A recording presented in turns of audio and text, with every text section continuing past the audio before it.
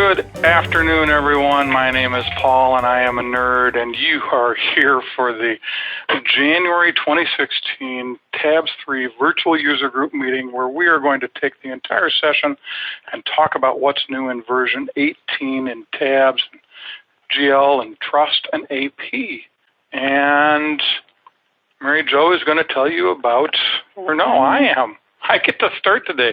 This is exciting. I don't normally get to start. So let me find these magic buttons here. And here we are in Tabs. Now, the first one isn't really something I need to show you. The first one is the fact that there are no more period-based reports. A period-based report is a report that you need to be sure you run within the right time frame and that you have advanced your month or not advanced your month when you run the report, because it's based on those things, those totals going into those buckets.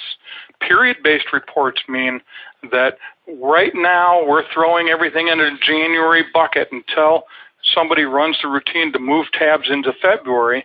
We're throwing everything that happens into the January bucket, and until we run those reports, we can't advance the month. That's what period-based reporting is. It's kind of a pain. You got to make sure you advance the month at the right time. You've got to make sure you print the reports at the right time. It's gone. These 5 reports, Timekeeper Productivity, Category Productivity, Timekeeper Profitability, Productivity Report by Category for Timekeeper, and Productivity Report by T-code for each Timekeeper, used to be period-based, and they are now date-based. Now, what that means is you don't advance the month in tabs anymore. You just keep on going, and when you print your reports, you simply print them based on the date. Now, before we let Mary Jo take the next topic, I'm going to take you up here into Help, and I'm going to click on What's New, and I'm going to show you that one of the things you can do in here is click on What's New in Tabs 3 and Practice Master. That takes you to this screen where you can click on the version 18 What's New list, which takes you to this. And I'm going to skip by this first page or two right into the, oh no, this is the detail. Oh, this is the detail. This first page here is a summary of what's changed. It's highlights, but as we get down into the detail, that starts on page 2, and here we are with period-based reports. So you can follow along at home, but more importantly, you can get this report and print it and kind of scour it and see what's important to you. And Mary Jo's going to tell you about the... And I'm going to just take it one step further, because what Paul is showing you here, and Paul, I do not have control, what Paul's showing you here is the short version, and right underneath that, in the What's New, is the introduction to new features, and that goes into even more detail with even more screenshots and things. So if you want to print out either or both, that might be a good thing too. Well, let me get you your control real quick. He always wants to keep control. Well, you know, it says you have control. Yeah. We have this problem every time. Maybe we should research it and find out why we have it. Nope, we'll just do this every month. Okay, there you go. Okay. So this next one, the introduction to new features, is the longer version. I think it's about 26 pages. So that one will then go ahead and give you some more information. And we're getting hand signals from Leanne, Mary Jo. Somebody we already have a question. Okay, go, Leanne. Okay, well, I had to unmute myself. I'm sorry. And then I need to unmute Jermaine, I think. Jermaine, you can now speak. Hey, Jermaine. Maybe Jermaine didn't mean to raise the hand. He's probably sitting there going, I'm not going to say a thing. Okay. Put his hand down, Leanne, and if he has does have a question, he can raise it again. Okay, so I'm going to move on to being able to print receipts. This is in both Tabs and in Trust. Now, whenever you take a payment, this is especially good for cash up in, if somebody gives you cash or in the reception area. The only caveat is you have to enter that payment into the system, and then you can just right away print a receipt. So if I'm just going to tab through here real quick, and this just to show you that this little button here now is available for print receipt. So if I were to take a payment of any amount here, I can print the receipt right here for that client, and we're good to go. This is also in Trust. Whenever you make a deposit into Trust, if you needed to print a receipt for the client, you can do that right here. So you don't have to use those little books anymore. You've got the print receipt. Yeah, we used to have to keep a keep a receipt book out at the reception desk, and now we can just train the receptionist. And, you know, just remember that they have to enter that payment in, and that could be maybe just something that they do for just cash payments or something. It's a firm decision. But exactly. Okay, let me get into here. This is little but huge to me. If you've ever seen, and get me to the right place, Mary Jo, statements. We have it. Billing options. No, it's billing preferences. There we go. This used to say something that was very ambiguous. It said default billing address. And so people would look at this because this is automatically appears and it automatically takes you to the address that's on this page. That's what it means. It means that it's going to go, the bill's going to go to whatever address is here. Of course, we have a matter that doesn't have an address. They just changed that language. Now it says address shown on the address tab, because people would look at that, they'd say, well, what's the default billing address? I don't know where to go to change that. And so now they're simply more clear. Okay? Next is journal entries, and we're going to move over to General Ledger. And before we do that, sorry to interrupt, Mary Jo. We do have a question. Actually, there's two. Okay. The first one is, why is there still a month-end tab? Okay. I can take that one if you want. And what's the other one, Leanne, while we're... And the other one is, can we update to version 18 now, or is it still in testing? We'll talk. It is not in testing anymore. We'll talk about how to update at the end of the webinar. Okay. So the month-end tab now lets you set the current reporting month. So if you wanted to go back into 2013 and you want to print a productivity report, you come in here, you set the current reporting month to be, you know, whatever month it is you want that productivity report for and what year, and then you can go ahead and say, okay. Now, we're in test data. That's why this says 2014. But this will automatically roll into the current reporting month every month. And then you just come in and set this only if you want to go back and print a report from a prior period. And you don't have to come here and set it to print that report. You could just go to the report and choose custom. But if you're going to be printing a whole bunch of reports for December of 2014, if you come here and set it, then each report you go to, you can just say current month, current month, current month, and you won't have to keep saying 12/1/14 through 12/31/14. That's why it's still there, but you do not need to advance the month anymore. That's gone. Okay, we're going to move over to GL real quick and just talk about some journal entries quickly. There is a new feature in here that will automatically start to autofill. So if I pick my operating account and I come over here and I start to type payroll or payment or something here, if I chose payroll taxes, for instance, oops, I just lost my screen, Paul. Yep, hold on. There we go. So if I chose payroll, let me get back here so I can get to payroll taxes, and it will ask me then if I want to automatically pre-fill the entry from before, because it starts to keep track of that. So if you do payroll taxes every month and it's the same, or even if it's different, you still post all the same accounts but the amounts are different, you can say yes and it will auto-populate all of those fields, and you can choose whether you want to put in the amounts or not. So I could have had this come in blank, or I could have had it come in with the amounts before. So that's just a new autofill feature that I can come in and just populate all of those accounts and then just change my amounts if I needed to, or just leave them and have it be the same. Very cool. Can you take me to the bank account manager while I'm talking about this? I can. And the bank account manager is a new section that allows you to manage your bank accounts, and it's also where you do starts of reconciliations. So you can see what your balance is in each of your bank accounts right here from the bank account manager. You can see when you last did a reconciliation and when you last did an import. Hint, hint, that's something coming up in a minute that Mary Jo will show you in very brief terms. And you can actually start a reconciliation, and you can start an import of bank transactions right from here. So this whole new bank account manager is new, shows you what your balances are, shows you when your last import and when your last reconciliation were, and allows you to start those. And I'm going to have Mary Jo go on in and start a reconciliation and talk about the new, or actually, next is the import bank transactions. So guess what? We've been wanting this forever and ever and ever, because banks have been providing files that we can import into software forever, and now Tabs3 is allowing us to import those bank transactions as well.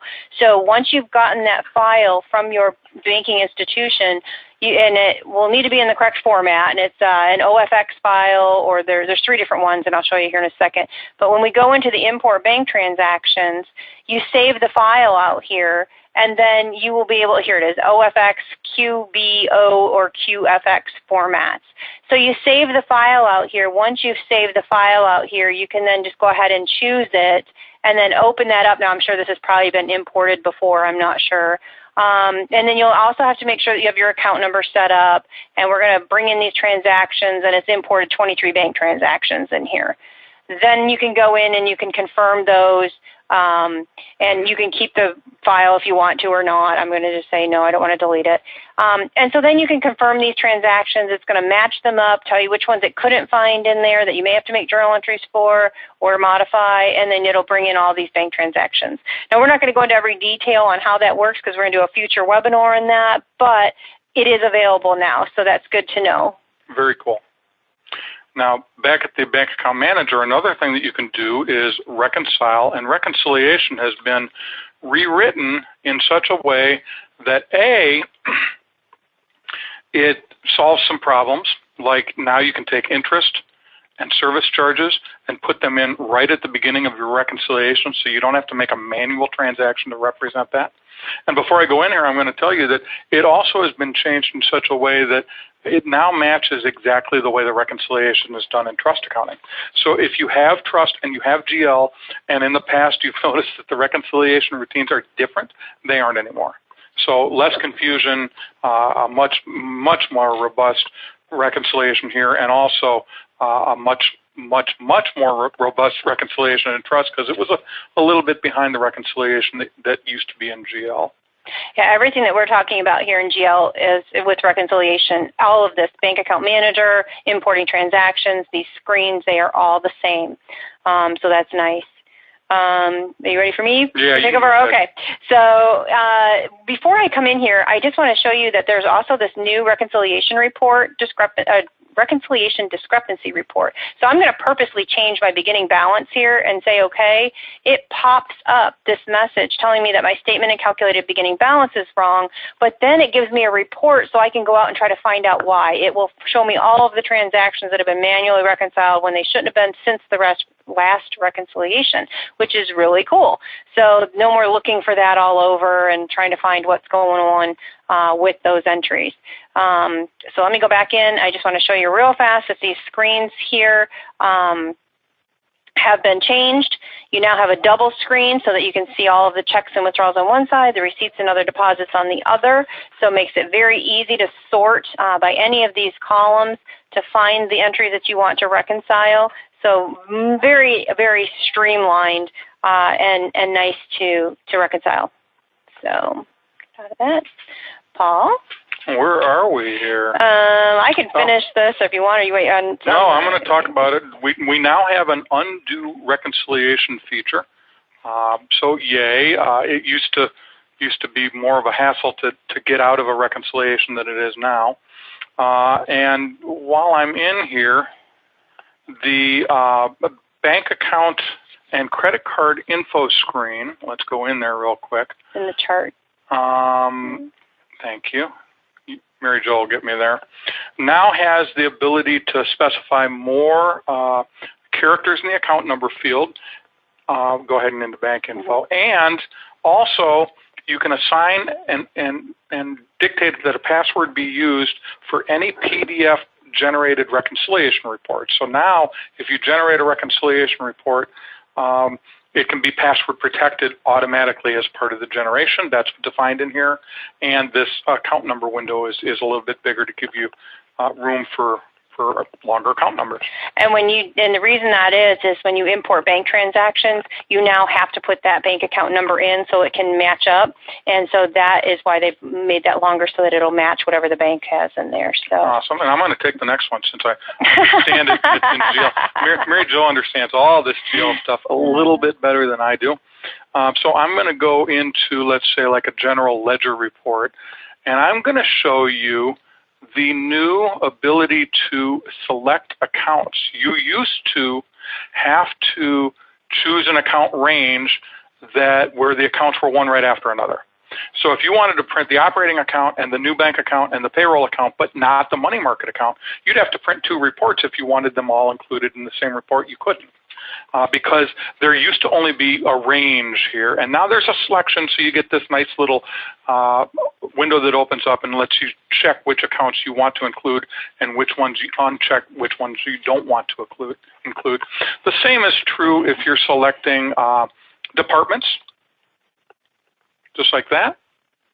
Here they've obviously got their departments set up by Timekeeper, but whatever your departments are set up for, you can now select them without having to select a range of departments. Again, huge feature.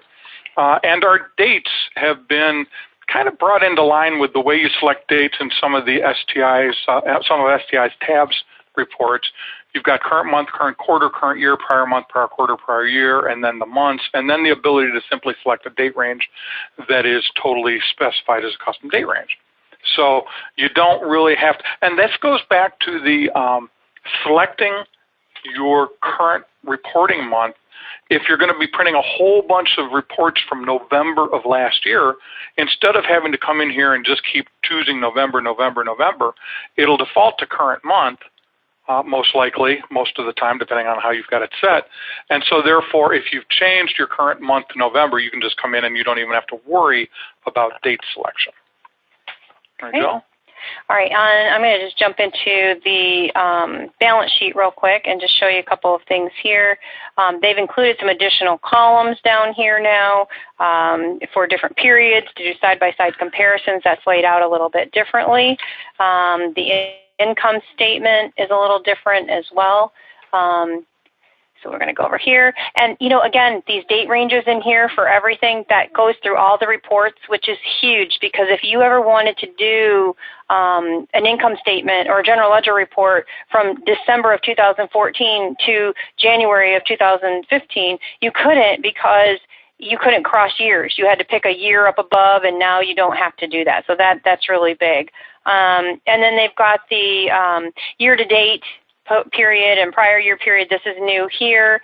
And they've also, whenever you're selecting accounts or things, I don't know if this one does not have it. Let me get into my balance sheet again, sorry. In the balance sheet, if I were going to my options or whatever I'm selecting, dates, it's not enough. Hold on, I got to back up a page. I turned my page too fast. General ledger report. There we go. I was like, which report was I in? And the journal report. Both of these now have, if you select things, you can clear all or select all. So then you have to click.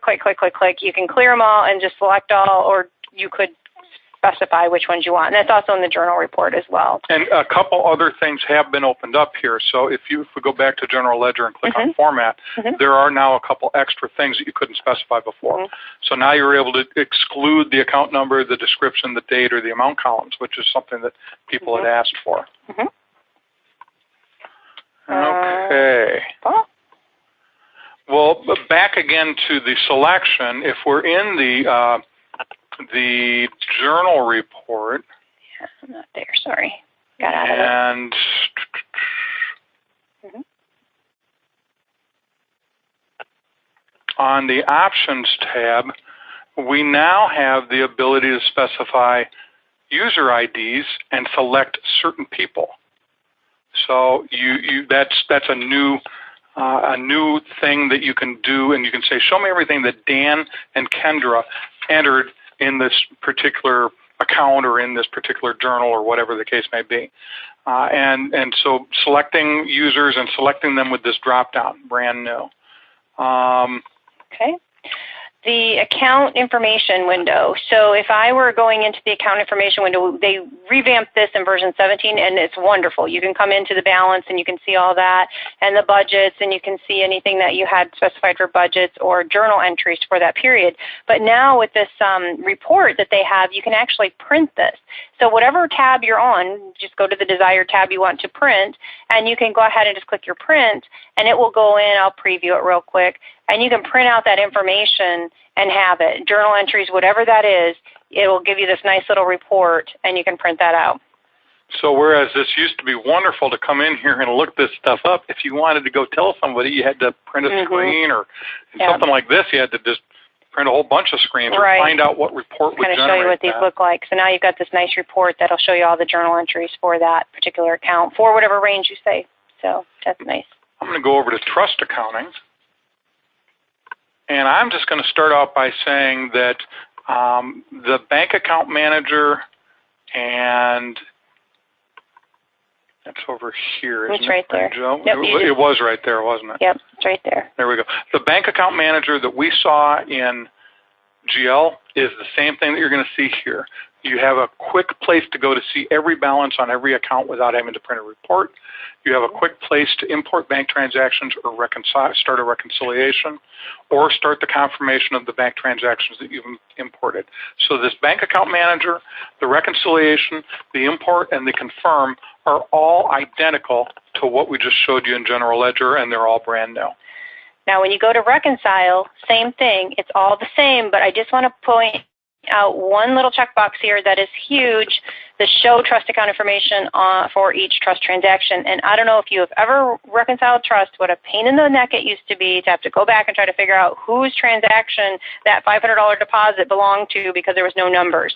So now you can go ahead and you can choose that show trust account transaction information, and you will be able to see in the transaction description what that transaction number is, or client ID is for that transaction.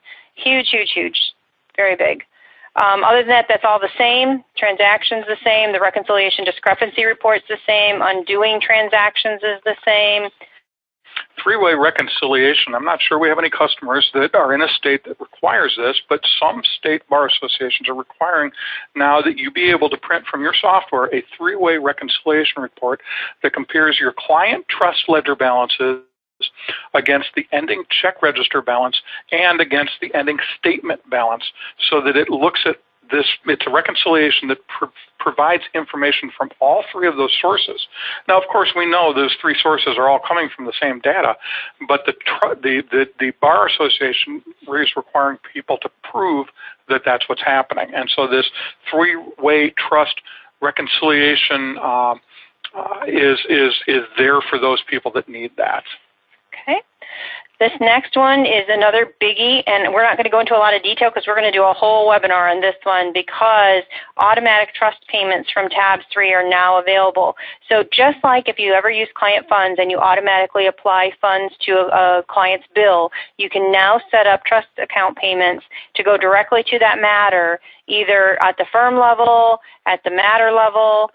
There's lots of different ways that we can set that up. You can decide whether it's going to go to WIP time or go to AR. There's lots of different settings in there, but just know that now we are able to do automatic trust payments to Tabs3 and generate those out. So this is huge, because if you're doing trust payments in Tabs now, you know that you have to manually make every payment.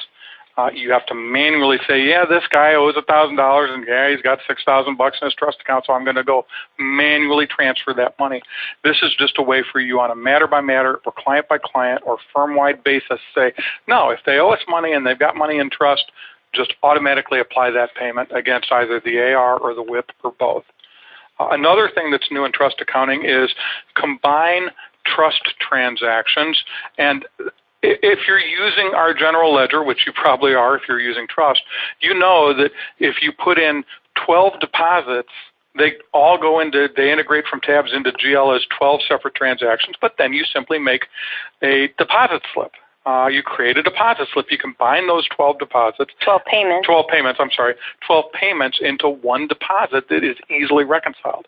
Well, now the same is true in trust, in that you can combine trust transactions into one. So if at the end of your billing cycle you have created 20 automatic payments from trust, you can combine those into one so that they show as one reconcilable entry in trust, instead of you're having at the end of the month when you reconcile, try to figure out how all these individual transactions stack up against the actual transactions that the bank is showing.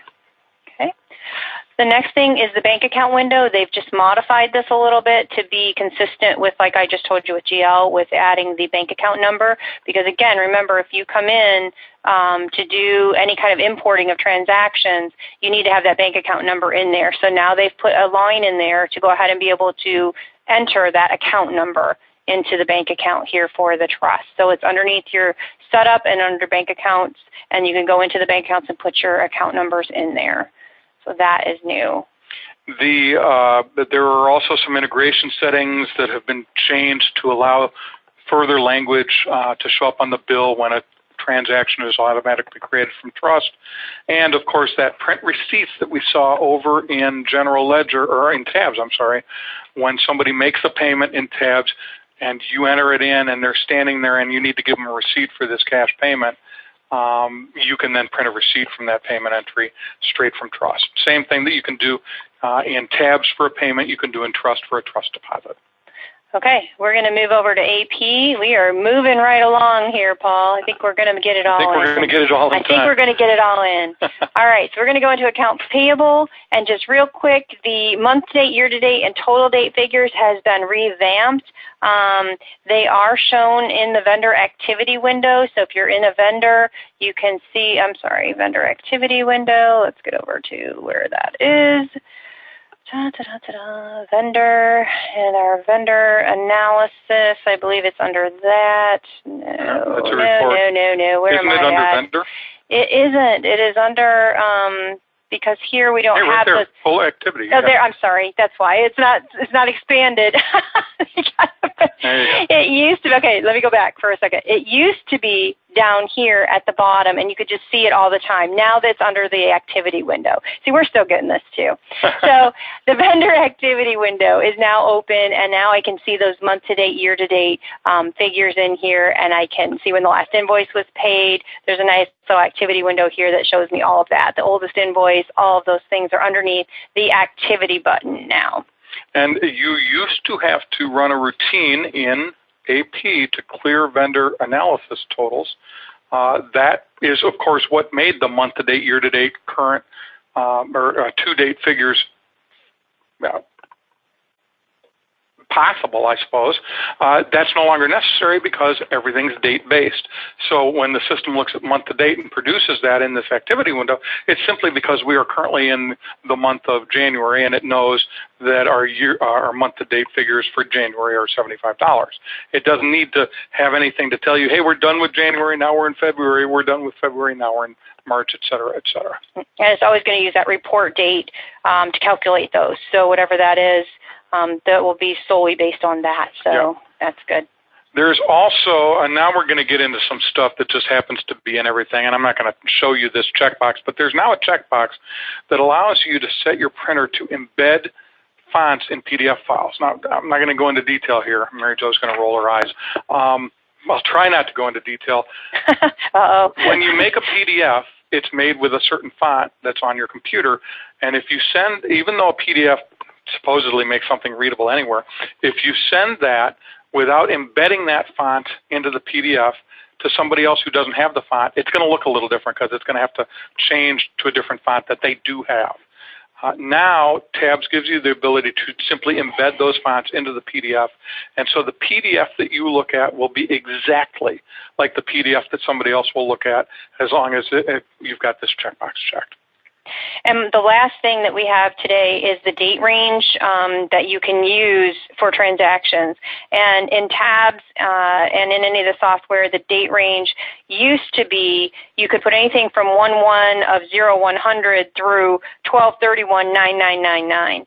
Now they're restricting those dates to be 1/1 of 1970 through 12/31 of 2069 for Tabs in the financial software. And in Practice Master, it's going to use a date range of 1/1/1753. I don't know how they came up with that one, but 1/1 of 1753 through 12/31 of 2199. So they're more realistic date fields. I don't know about the 1753 because if anybody has to put something on their calendar of 1/1/1753, I think there's something going on. That's when my mom was born. Is that it? Okay. Yeah. Wow, you're old. I'm very old.